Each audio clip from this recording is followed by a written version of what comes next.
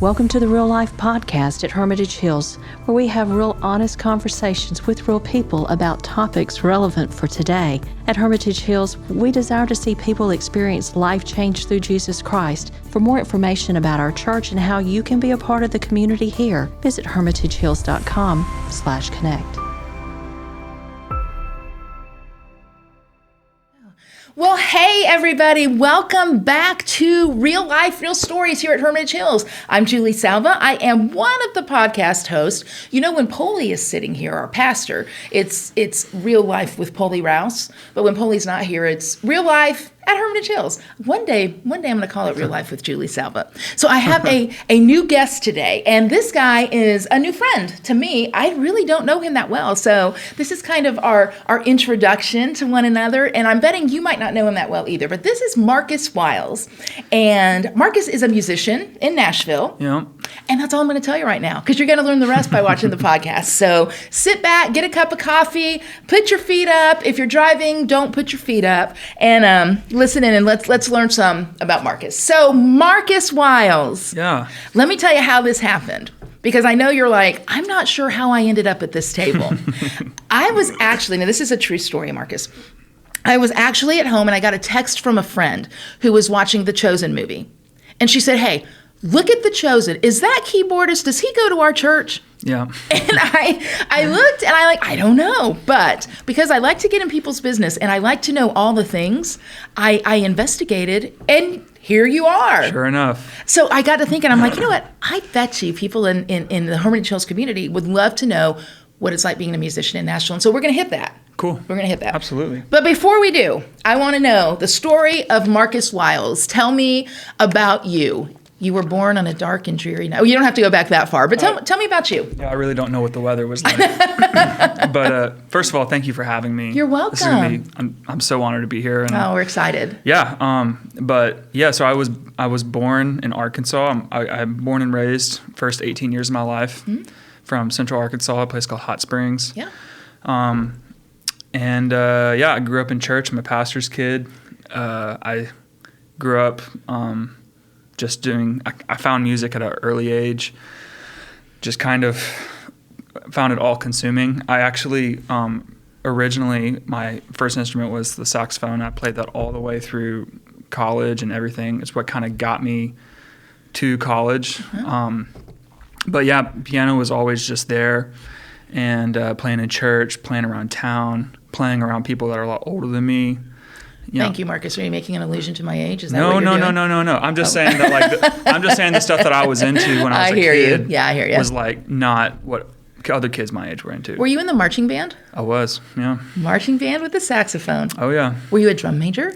I was not a drum major. No. Okay. That's pretty neat, though. I enjoyed playing too much, honestly. Drum majors don't really play much, huh? Well, they do. They're all in the band. Yes. You know, they might play clarinet or trumpet or whatever, but whenever it comes time for like football games, they're on the stands conducting. I got you, yeah. Okay, so you say music kind of led you to college. Tell me about that. Yeah, so it came time, college is a big part of my family. Both my parents have postgraduate degrees. Yeah. So it was like, you're going to go to college. Yeah, right. And I was like, okay, well, what can I do? I really wanted to do music. And for the type of music that I wanted to do, I just kind of had to look outside of my home, had to look outside Arkansas. And that's a whole other thing to unpack, but essentially just like, there's not a lot of people that I grew up around that have a concept of like doing this as a career outside of maybe being a band director or a choir director or like going into music ministry, right? Which all of those are wonderful things that I've dipped my foot in. Yeah. But, I really wanted to kind of do what I'm doing now, which is just being in the music industry and working with different artists, being in the studio. And so I had to find my people. I had to find the people that are like-minded. And I had this avenue through how I grew up. I grew up in the Church of God. It's a Pentecostal denomination. Yeah. They have a school in East Tennessee in Cleveland called the University. And I found myself there. It just kind of made sense. Like, had a lot of mutual friends throughout like the denomination and on a national level. And they have a really great music program. So I went there. And yeah, it was actually kind of a crazy, like, sort of kind of existential crisis for me, because Really?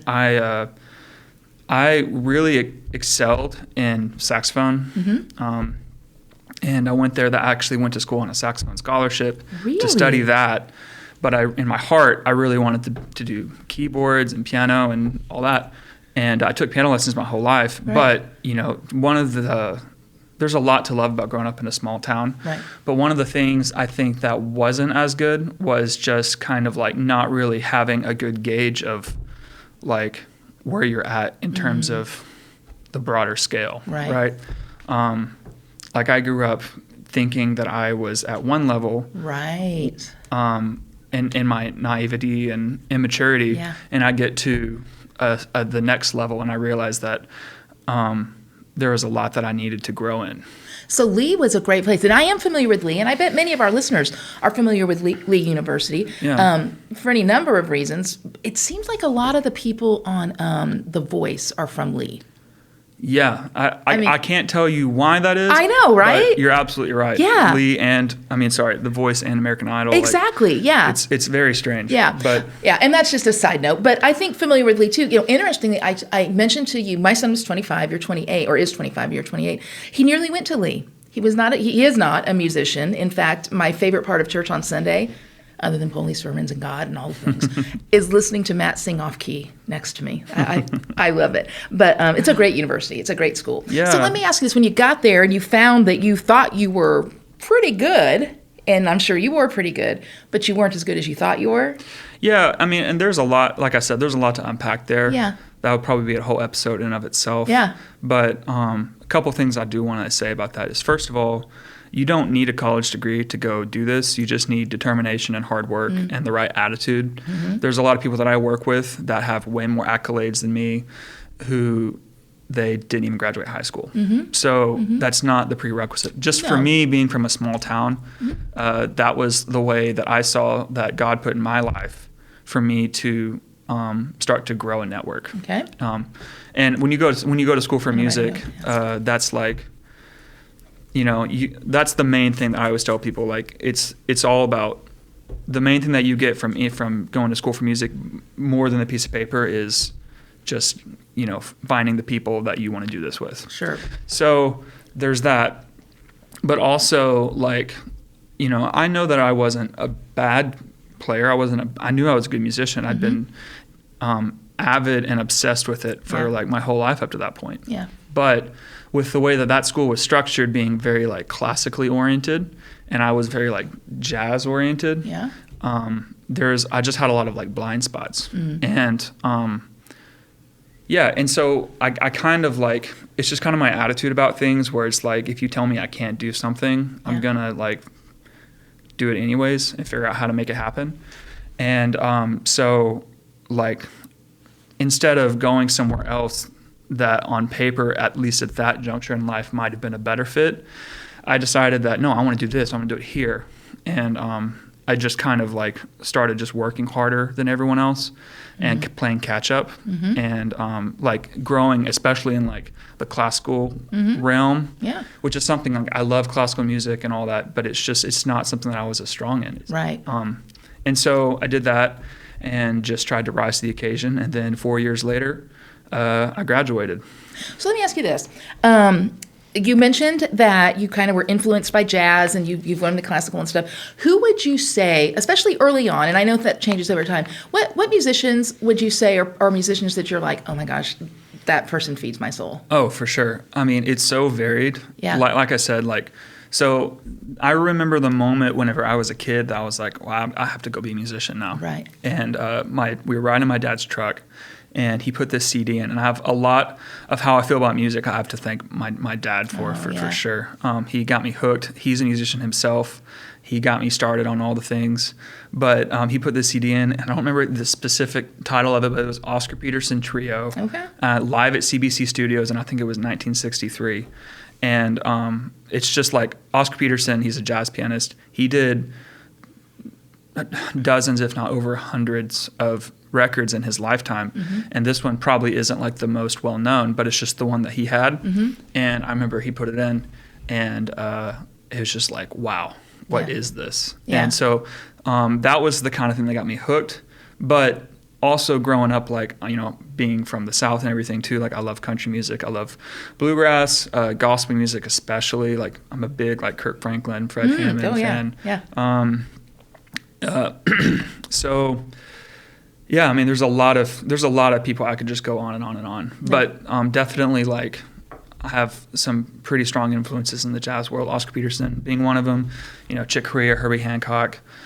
And then also one thing that's so interesting to me, especially in doing what I'm doing now, is finding the way that like pop music plays into that wider kind of expression in our culture, you know, because I mean, not everyone would agree with me, but I kind of feel like pop music is having a moment right now. I think so. Of just like being really, really good. Yeah. And I didn't see it all whenever I was younger because I was so like into like this really heady jazz stuff and all that, and classical music when I was in college. But I'm seeing now, like over the past decade or so, you know, with like Justin Timberlake and Bieber and you know, Ariana Grande and Charlie Puth, and you know, I could just go on and on and on. Right. But like a lot of those, it's just a lot of the same influences, you know. And so like it's weird. The past 10 years of my life or so, I've really started to kind of fall back in love with pop music. Yeah. And try to learn how I can express myself in a pop music genre through the influences that I have, and a lot of those influences are also like gospel and church music. Okay, so it's interesting you say that because I have a couple different areas that we're going to go in our conversation, just to give you a heads up and to give the listeners a heads up too. I want to talk, and I can't wait to talk about what it is like being a musician in Nashville and what that looks like. But before we even get to that, one of the things with the theme of the podcast is just real stories, you know, in real life. I'd love to know your faith journey. Can you tell me about that? Yeah, I mean, so I grew up in church. I'm a pastor's kid, right? And I've that doesn't mean much. No, you're absolutely right. You are. That is a fair statement. But I mean, I remember. I think I must have been like maybe 7 or so. And do you remember Carmen? Who doesn't remember Carmen? Yeah. I don't remember if this was the title of the song, but you know, he had all those music videos, right? And there was one about the Lamb's Book of Life. Yes. And I saw that when I was like in like maybe first grade or something. Yeah. And that's different from Veggie Yeah. Well, I went to my parents and I was like, what is this? And they kind of explained it. And I was like, well, I want to do that, you know? And so I guess that's where it started, you know? And like I said, I grew up in church, and I was really active, you know, in my youth group and everything growing up. But when I left for college, especially going to a place like the university, I was still very involved in the church. I played with like one of the touring groups in there, so I was in church all the time. But I got to a point, and this really just kept going once I kind of became an adult and started like working outside of Lee. I got to a point where like I felt like I was just working in church instead of like being part of the body, you know? But over the past 3 years or so has been really wonderful. I've started making it much more of a priority to just be in church, and not just be playing all the time. And the impact it's had on my wife and I, our relationship, and my broader family in general, has been great. So tell me, Marcus, what is it like serving in a church as a believer? You want your own worship, you want your own messaging from God, but yet part of the time when you're serving there, I mean, it's work. Yeah, I mean, that's definitely a real thing that musicians, and not just musicians, but anyone who serves in church has to deal with. But from my perspective as a musician, I've worked in a lot of different kinds of churches. I've worked in like evangelical churches. I've worked in like Anglican churches that are very liturgical. Worked in like kind of like free worship, charismatic churches. That's kind of how I grew up. And that is the most important thing. And I think I really got to a point where like around the time I was finishing up at Lee to a few years ago, where I was doing so much work in the church that it became like a job for me. And I would be, I would be playing at some massive church with like, and all these churches had just the best people. Right, yeah. Wonderful churches. It's just like where I was at, where my heart was at. Sure. I would just find myself in a position where like week after week, or even several times a week at different churches, I would be behind my instrument playing, watching people get blessings and find their miracles and get what they needed, and I would just feel completely empty inside. Yes. And that really took a toll on me, and it caused me to kind of step back from church for a season. Sure. And I just had to figure some things out. I had to renovate my relationship with church. Oh, I love that phrase, renovate your relationship. Yeah, because I never had a moment where it's like, I'm done with church. I'm sick of this. I don't believe in God. Like, I just, I realized that I wasn't in a healthy place with it. Yes. And I needed to step back. And that was right around the time that I moved to Nashville. And it was so interesting. I actually had, again, I went a long time, and I felt like I couldn't hear or feel the Holy Spirit talking to me. Yes. But I remember vividly, it was either late 2018 or early 2019. I was sitting in a green room at a church in Atlanta, and I just felt the Holy Spirit speak like clearly to me. Yes. And what he told me was, you are searching for a gig, and church is not this. It's a goosebumper right there. It really Marcus. is. And it's like, and again, and I don't say that to question like having production and everything. Of course not. That's not what I'm saying. Right. What I'm saying is like, I was hustling at church. Yes. And church was never meant to be, and it really truly never can be what a gig is. Church is not a hustle. Yep. And I did that because I feel like just in the environment that I was in and the location I was in, there was only so much like artist work, touring work, session work. And I was like, well, I'm really good at playing in church, so I'll just go do this. And I kind of did it to like the max. Yes. Because at the end of the day, and also I'm not too proud to admit that my early 20s self had too much pride to not do this full time. Right. I was like, I'm finishing up my music degree. I'm going to go do music full time no matter what it takes. Mm-hmm. Whereas I could have just done some side gigs and maybe worked hourly somewhere, I don't know, and then just gone to church. Right.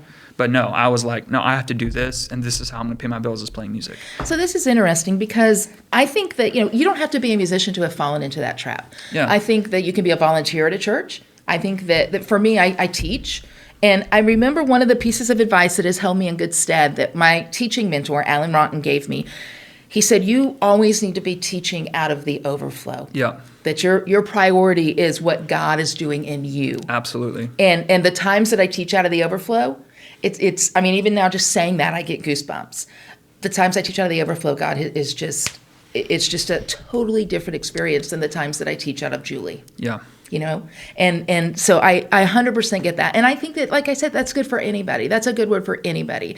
I love that you also said that, it just felt like the Holy Spirit was quiet. I wasn't getting anything. We've been talking about the Holy Spirit in our life group, and the fact that even when we hear nothing, something is going on. And that culminated in that green room moment for you. Yeah. Like, this is what you need to know. It was so crazy because I didn't know, like, I was really struggling at that season of my life because I felt like, well, is this it? Have I plateaued? Sure. Because, like, I had been dreaming about moving to Nashville since I was, like, a kid, and I kind of literally jumped over it to go to East Tennessee, from Arkansas.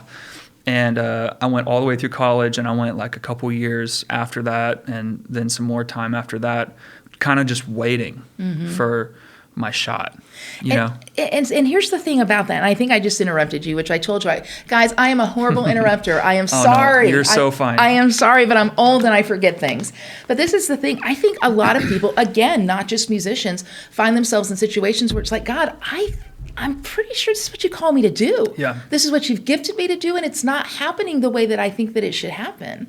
And I think that the reality that what it sounds to me like you're saying is that the course that I've laid out for it to happen can be very different from the course that God's laid out for me to happen. Yeah. And I'm not going to have what he has for me until A, his appointed time has come to play, and B, I'm prepared and ready. Yeah. Well, the beautiful thing about that is, in hindsight, Yes. If I look at that season of, let's just call it like that darker period of time. The dark time. Yeah. Okay. I don't want it to sound too ominous because it was a beautiful time in my life too. Yeah. But like what I chalk a lot of that up to now is pride and ignorance. Yes. What's amazing about that is that God still used that because that whole, I remember it was like a solid like 2.5, 3 year window of time where I'm like, I'm missing out. I was getting like crazy FOMO, fear of missing out. Oh, I know what FOMO is. Yeah. Right. My picture is beside FOMO in the dictionary, my friend. I got you. I was getting crazy FOMO because I was seeing all my friends here in Nashville like getting these big opportunities. And I was over here just playing like wedding gigs and church stuff, which all that is great. I hear you. I'm just saying like that's just where I was at. Yeah. And I was like, and looking back, I realized that God was making these happen because what happened shortly after that green room moment was a series of events were set in motion to orchestrate us moving to Nashville. Okay. We finally got to Nashville in the summer of 2019. And this is you and your wife? Yep. Okay. And your dog's name is? Bruno. You, wife, and Bruno. Okay. Yeah. All right. So we finally got to Nashville, and it was one of those things where I was like, I'm not waiting anymore. I know that I have to change my environment because I felt the Holy Spirit speak to me for the first time in years. Wow. And so... And you were obedient to that. I was. And I just felt like sometimes, at least in the music industry, you know, you do hear about people like getting a gig and then moving here. Yeah. But a lot of times that's not how it happens. And that's what's really scary about moving to Nashville. Okay, so you know what? That is a great segue. Yeah. We're going to talk about the Nashville experience for you and what it's like being a musician in Nashville. Yeah. Okay, so go. Well, the beautiful thing about talking about all that is that it does completely just run right into what we were just talking about. Let's do it. Is because I moved to Nashville and it was like it was the only time in my entire life that I've actually like fasted. Okay. Like I fasted. Like growing up, we always did like the Daniel fast with Pastor Jensen Franklin, like at the beginning of every year. Growing up, we did that. Yes. But that was just because my parents told me to. Sure, you had to fast. But as an adult, this was like the first time that I'd ever like prayed and fasted. Okay, so when we talk about fasting, just in case if you're listening and you're like, I don't really know what that is. Fasting in its, I guess probably its most common sense is you're fasting from food. With not to show that you're like, oh look, I don't have to eat this. That's called Weight Watchers. Fasting from food though is when you are fasting with the intent to focus more toward God. People fast from any number of things, but you're saying you did the food. So actually, I did not do food. Okay, well, it doesn't matter. I did a social media fast. Oh, that's even harder. It was pretty hard. Oh my goodness. I did a week off social media. Oh, my friend. Yeah. Okay. Which, you know, it's like, I don't know. Some people might hear that and be like, "Whoa, that's not a big deal." But no, like, for me, it was a big deal. It would be a big deal for me too. And that is the one thing I will say about fasting is like, it's whatever you feel like in your life is like has a hold on you, you know. Yes. But so I only say that to say it's something I did not take lightly, and it was very significant. 100%. So yeah. We moved to Nashville. I had no opportunities. I had nothing lined up. It was just like, here's this apartment. I hope we can afford it. Yes. You know, and it's a step of faith. It truly was. And let me tell you, within 2 weeks of us moving, I got the call for Jordan. Oh, okay.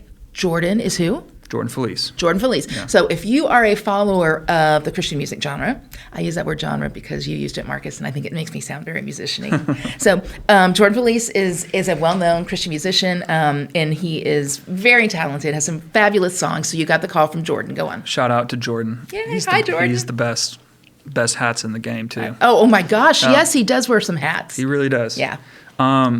Yeah, and, you know, like it was just kind of like they were on tour, and it was just like, okay, so you've got like 4 or 5 months to kind of bide your time until then. And that was such a wonderful period of time. Like, it was like that call was like confirmation for me. Yes. You know? Yes. It was like, yeah, exactly. Like it was exactly that. It's interesting. So I heard Christine Kane. I don't know if you're familiar with Christine Kane. She's a Bible teacher. And she was talking once about timing and God's plans for you and what you think God has for you. Yeah. And she made the illustration of being in a dark room. Now, you're young. You may not remember when people took pictures with little cameras. I mean, and they were I remember developed. that. You have an old soul, Jordan, or Marcus. But she would talk about the dark room, and she said, if you brought that film out of the dark room prior to its development being finished, you ruined the film. There was no use for it whatsoever. Yeah. She said sometimes God has to put us in a literal dark room to get us ready. And that's what I meant whenever I said, sure, like that. Even though I look back at that time, that season before, with thinking I was there because of my pride and my ignorance. God had to get that out of you. God used that because that's so good. Because, and even now, if I'm really honest, like one of my biggest insecurities is like, did I move too late? Right. I know what God has done in my life, and I still sometimes slip into that. Yeah. But but I think about like where I was at emotionally, and like the way I was thinking about things whenever I was 22. Sure. Like Nashville would have eaten me alive probably. That's good insight. And I moved here. I don't remember if I was 25 or 26. Yes. I'm not going to stop and do the math. That's okay. But, I don't math. But I just came here with a lot more insight. Yeah. And what was really beautiful about that was it really did teach me the virtue of like, casting your cares on Him. That's scary though. People don't want to do that because it's scary. That's the beautiful thing about it. It is so terrifying, and it's something that I definitely had to revisit come 2020. Yeah. But in that season, I got that call, and it was just like, I remember praying during that time of fasting, and in that season before, I was like, I felt like I was in a time where I was like, I'm having trouble sensing what the Holy Spirit is telling me because I felt so far away. So I started praying like, God, please reveal yourself to me in a way that is like undeniably you, because I have such an over analytical mind. Yes. I will, if something happens, like some serendipitous thing, I'm like, oh, well, that's because of such and such. That's not because of God. That's not a blessing. That's because of this chain of events. Yes. So that's kind of, especially then, that's kind of where I was at. So I started praying like, Holy Spirit, reveal yourself to me in a way that like I cannot convince myself otherwise. And the fact that I got a cold call that soon after moving to Nashville, when everyone was like, oh, it's a 5-year town. You're going to have to wait 3 to 5 years before you get anything. That's how I knew. And what happened was that was such a confirmation for me. I was like, wow, I literally like had nothing to do with that. Okay, so let's talk about that. We're gonna move a little bit into just the nuts and bolts of the music business, music industry. How did he find you then? Okay, so it makes a lot of sense. So their new drummer at that time was my buddy Neiman Davis, and I went to school with him. And right around that time, they were looking to make a transition in their keys position. So honestly, the timing of it just worked out perfectly. He got that gig just in time, and then they left on a tour, and then we started talking about that, and that ended up working. So, and then starting in 2020, early 2020, I was out on the road with him on Hits Deep with Toby Mac.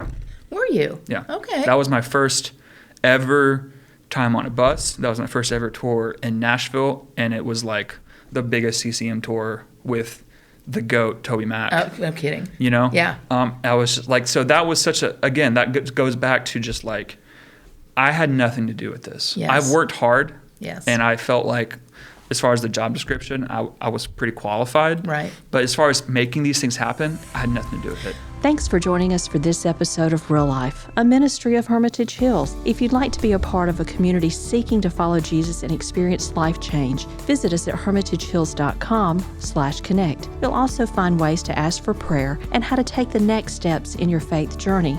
We'd love to partner with you as you grow in your faith and experience real life.